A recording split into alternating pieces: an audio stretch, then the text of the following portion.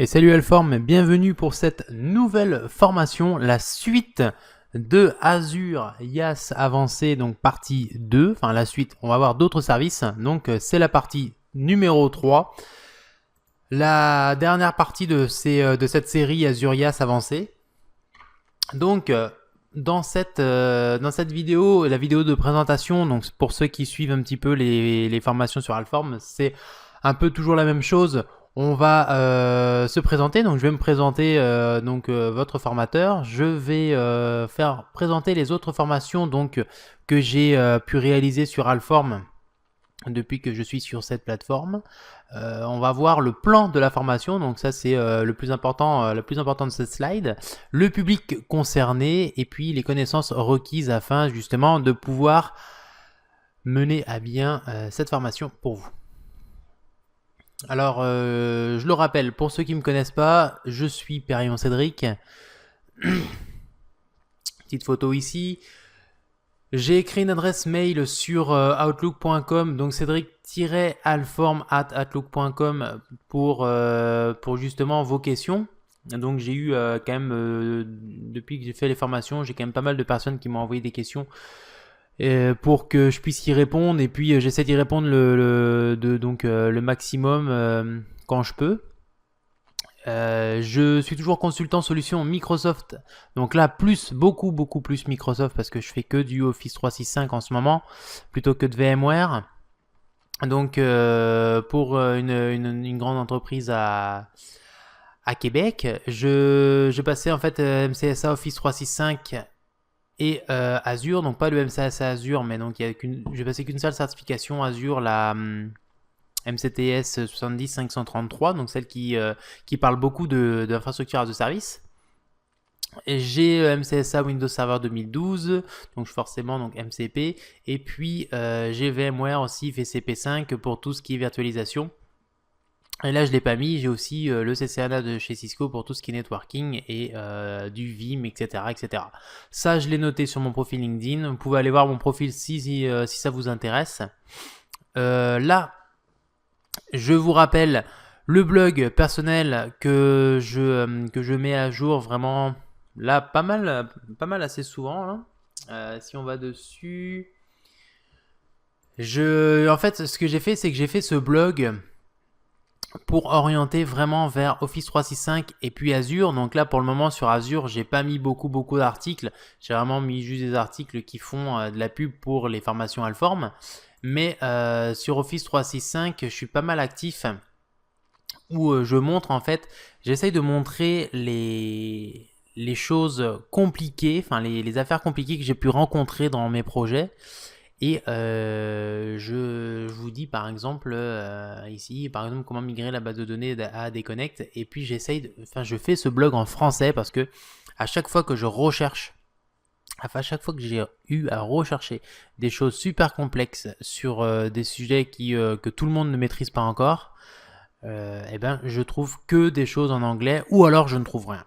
Donc moi je me suis décidé à ouvrir un blog et à vous faire des articles en français comme ça pour ceux qui ont des problèmes déjà avec la langue anglaise, ça va bien les aider. En tout cas moi ça m'aurait bien aidé. Et voilà, moi ça permet aussi donc à la communauté Microsoft, je permets aussi de fournir à la communauté Microsoft des articles et ce genre de choses. Donc n'hésitez pas à aller sur Office 365 touch.ca. Donc peut-être que Google France vous redirigera pas forcément vers ce site, mais vous pouvez le partager à autant de monde que vous voulez. J'essaye de mettre des articles au moins une fois par semaine. Donc j'ai commencé ce blog il n'y a pas si longtemps que ça, puis je suis quand même j'ai quand même fait pas mal d'articles, donc je suis assez content. Donc on revient sur le slide. Au niveau des formations, les formations que j'ai pu réaliser sur Alform, donc alors j'ai réalisé les deux premières formations sur Office 365. La première Office 365, la toute première que j'ai faite sur Alform, donc qui dure à peu près 5 heures, à peu près 5 heures, dans laquelle je développe essentiellement tout ce qui est tout ce qui est découverte, donc toutes les Exchange Online. En fait, je passe en gros Exchange Online, SharePoint Online, OneDrive, et puis tout ce qui est aussi un petit peu l'identité, comment c'est géré, mais très très rapidement. Par la suite, j'ai fait une formation Office 365 avancée, donc là qui dure 17h30, et donc dans laquelle je pousse vraiment tout ce que j'ai pu voir autour de Office 365, quoique j'en ai appris depuis encore là, mais bon, ça c'est pas le problème. Je pousse vraiment dans tout ce qui est gestion de l'identité dans le cloud, comment on synchronise son identité, la mise en place de serveurs ADFS pour donc tout ce qui est fédération d'identité pour votre entreprise. Je mets aussi l'accent sur tout ce qui est migration hybride. Donc migration hybride d'Exchange 2007, 2010, 2013 vers Exchange Online. Donc ça, je le fais avec des labs, en direct et tout. Donc ça vous permet d'avoir une meilleure compréhension de la chose. Et puis c'est des choses que vous ne retrouvez pas forcément, puis surtout en français, vous ne le retrouvez pas. Donc ça me permet d'avoir... encore une fois, moi j'aurais vraiment voulu trouver ce genre de choses quand j'étais en train d'apprendre Office 365, donc voilà pourquoi je le fais. Derrière ça, dans la formation Office 365 avancée, je rentre un peu plus dans le détail dans tout ce qui est Exchange Online, SharePoint Online, et puis Skype for Business. Et puis là, je vous laisserai voir par vous-même. 17 heures d'Office 365, ça va, ça commence à... Vous commencez à... Après avoir suivi ces deux formations-là, vous pouvez passer... Pas aisément parce qu'il va falloir quand même travailler encore, mais pour le MCSA Office 365, ça couvre quand même pas mal de parties. Ensuite, j'ai fait donc la formation Azure Infrastructure as a Service avancée numéro 1, numéro 2, puis donc là on est dans la numéro 3. Dans la numéro 1, pour ceux qui n'ont pas, suivi la formation, on parle de tout ce qui est Remote App, on parle de tout ce qui est automatisation, PowerShell, et puis Role-Based Access Control. Donc là, c'est vraiment une formation assez intéressante pour commencer, pour continuer, donc du coup, après la formation d'Amid qu'on va parler tout à l'heure, d'Amza, pardon. Quelque chose pour continuer Azure. Donc, dans la formation après, numéro 2, la Microsoft Azure IaaS avancée 2, là, on vogue vers d'autres services, des services en fait comme Azure Site Recovery, donc un service qui est super intéressant, qui va vous permettre de faire du recovery services, donc tout ce qui est plan disaster recovery, tout ça. Si vous avez des machines virtuelles que vous voulez protéger dans le cloud Azure, vous pouvez directement aller envoyer ces machines virtuelles là, les protéger en temps réel et tout ça. Enfin, il y a quand même pas mal de choses. Après, on a vu dans la formation numéro 2, on a vu tout ce qui est lab, le DevTest Lab. Donc, pareil, une fonctionnalité qui est en preview encore, mais qui permet d'avoir un lab, de mettre à disposition un laboratoire avec directement des machines virtuelles que vous pouvez créer et des networks que vous pouvez créer assez facilement, puis donner ce lab-là, en fait, octroyer ce lab-là via un mail à une personne qui n'a même pas de compte dans Azure et qui va pouvoir créer ces machines virtuelles et tout ça, donc super intéressant. On a vu tout ce qui était Azure Logic App, où on a créé des connecteurs, on a vu comment justement comment créer des connecteurs directement dans Azure Logic App, et on a vu que c'était un service, il n'y a pas besoin d'être développeur pour réussir à faire des choses quand même que je trouve assez extraordinaires pour ce service-là. Et enfin, on a vu Azure Media Services, donc pour créer comment créer un live channel, comment utiliser le compte Media Services, et puis on avait vu un peu tout ce qui était le plugin qui vous permet d'aller... je ne me rappelle plus du nom là, mais le plugin qui vous permet justement d'aller regarder toutes les vidéos, tout ça que vous chargez directement dans Azure sur n'importe quelle plateforme.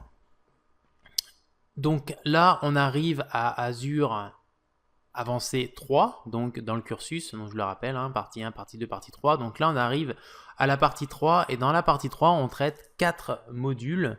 les modules qui sont donc en module 1, Traffic Manager.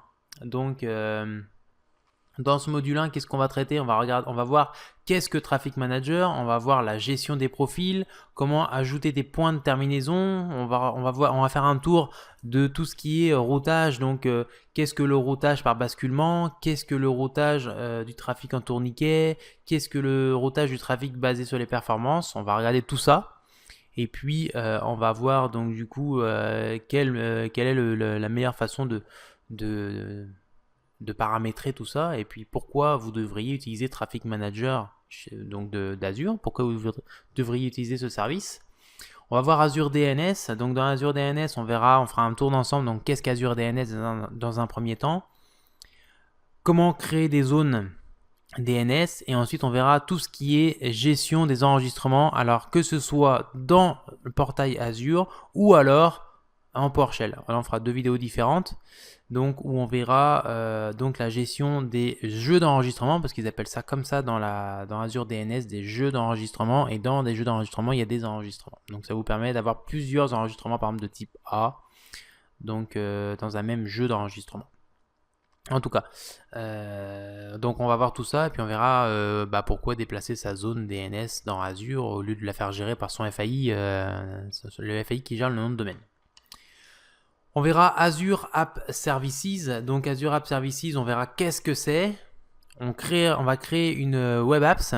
Donc on verra les types d'apps qui sont dans la catégorie, qui sont catégorisés dans Azure App Services. On verra donc un des types d'apps, Web Apps. Alors on a déjà vu un dans l'Azure IaaS Avancé 2 qui était Logic App. Là on verra Web Apps. On verra comment créer un site WordPress directement avec donc Web Apps, et on fera une configuration un petit peu de notre site WordPress. Donc on va déjà l'installer tout ça, puis ensuite on fera une petite configuration où on verra comment on peut mettre de l'authentification sur ce site là, donc directement avec Azure Active Directory ou autre, et puis comment on fait pour mettre son domaine personnalisé et pour faire en sorte que votre site soit dans Azure, comme le mien, Office 365 touch.ca. En fait vous allez le voir dans les vidéos, il est dans Azure. Et on finira par un module qui s'appelle My Cloud IT. En fait, c'est une société externe que j'ai découvert qui ont mis en place un portail en fait qui vous permet de devenir DaaS provider, donc Desktop as a Service, donc fournisseur de bureaux, en gros de bureaux virtuels, et directement en se reposant sur l'infrastructure Azure. Donc on verra qu'est-ce que c'est, on verra qu'est-ce que ça apporte, on fera une petite configuration de la console, et puis on verra comment créer l'environnement DaaS et vérifier que ça fonctionne bien avec leur fameuse démo, parce que au final, vu que c'est un service externe, c'est un service qui est payant. Donc ça fait un peu le tour des 4 modules qu'on va parcourir tout au long de la formation. Je l'ai toujours fait par 4 modules dans toutes les formations IaaS avancées. Donc je déroge pas à la règle et je continue sur le 4 modules. Le public concerné, c'est toujours les mêmes. Alors ça peut être des techniciens de niveau 2, niveau 3, ça peut être des consultants infrastructure, ou alors des personnes qui veulent justement, des personnes curieuses, ou des personnes qui veulent apprendre Azure en autodidacte et qui cherchent un peu des formations à droite à gauche en français. Donc ils vont tomber sur les formations d'alform.com. Et des personnes aussi qui veulent par la suite acquérir des connaissances, beaucoup de connaissances pour réussir à passer la formation, à passer la certification, je dirais la 70-533, parce que ça porte quand même pas mal plus sur ça là. Parce que vous avez la 532 et la 534 qui vous permettent d'avoir un titre, je crois que c'est MCSM ou je sais plus. Je crois que c'est MCSM, je suis pas sûr. Donc Azure, et puis donc par contre il y a beaucoup dans la 532 et la 534, moi je trouve qu'il y a pas mal de choses qui sont liées au développement. Après si vous avez développé sur Visual Studio tout ça, orientez-vous peut-être vers la 532, 534. Les connaissances requises pour la formation, le fait d'avoir suivi les 2 dernières formations, c'est pas forcément un prérequis. Vous pouvez juste avoir envie de de parcourir ces services-là et puis pas les autres services. Mais peut-être que si vous suivez la formation qu'a fait notre ami Hamza Konda sur Alform, vous allez avoir un peu plus de prérequis parce que vous allez comprendre qu'est-ce que Azure et ensuite vous allez vous dire ok parfait, maintenant je sais c'est quoi Azure, donc maintenant on va pouvoir rentrer dans chacun des services Azure. Parce que moi quand je parle d'Azure au final je me dis que vous avez suivi soit cette formation soit que vous connaissez Azure puis vous savez de quoi on parle quand on parle de cloud chez Microsoft. Donc ça clôt cette introduction. Si vous êtes prêts, on est parti et puis on commence avec le premier chapitre, Traffic Manager. Alors je vous dis à tout de suite, ciao.